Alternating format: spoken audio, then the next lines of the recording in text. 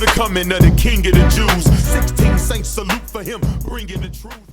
Hello, this is Dr. Gregg Mays with your Word Wednesday. Today, I want to tackle something that many of us need to hear, but we're not going to like it. I'm going to jump right into the book of James, chapter 1. And some of you may already know where we're going with this, but it needs to be said, especially in a chaotic world in which we live today, where everybody is talking over the top of each other. Christians, this Bible applies to us. And as much as we want it to apply to others, non-believers, what is in here, that it matters. But if they're not trying to live like this, we can't be trying to hold them accountable for what Jesus Christ has called us to be accountable for, because they don't believe, but you do. So this word is for you. And so you have to follow it. And so here we are in James chapter 1, and we're going to start at verse 19.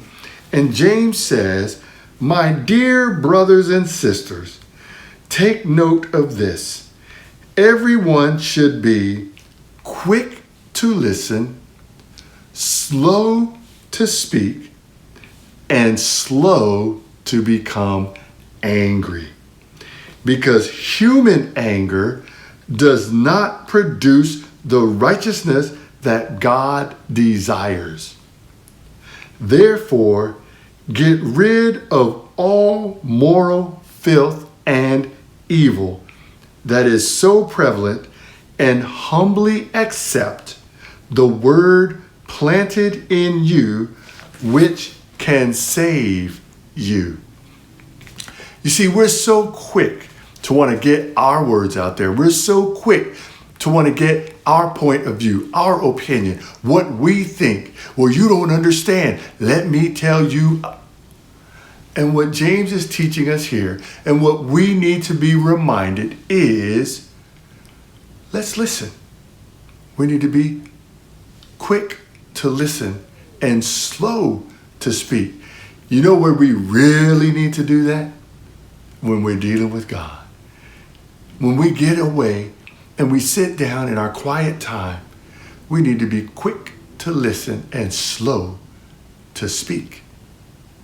I love what Samuel said when he finally realized that God was speaking to him, was calling him. I love what he said. "Speak, Lord, your servant is listening." We need to listen. Now watch this. If everyone is in a listen mode, it'll get real quiet. Why? Because if everyone is listening, no one is talking, and we can hear the Lord, and he can tell us what to do next. I encourage you to get some time alone. I spent some time recently.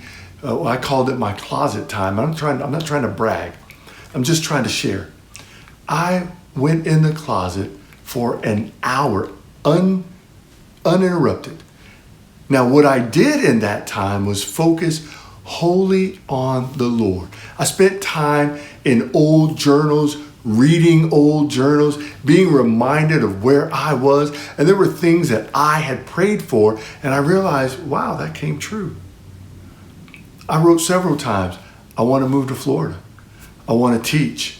I want to coach. And I did all those things. And I had been praying about those things years ago. I started praying about those things in 2002. And in 2008, all three of those things came to fruition. I moved to Florida. I got a job teaching at a local high school. And I got a job coaching on the basketball team. I was the head JV basketball coach and one of the assistants for the head varsity coach. I prayed about that 6 years earlier. You see how God can work? If we'll just be quiet and listen and then be reminded then journaling is a thing. I did it, and that's how I knew God answered. I pray that you'll do that, that you'll spend time with God, that you'll let him answer your prayers. I pray that this is a blessing for you, and remember, stay strong. All rise for the coming of the King of the Jews. 16 saints salute for him, bringing the truth. Hold up for a minute, put your focus on him, then say lie for a second to catch one.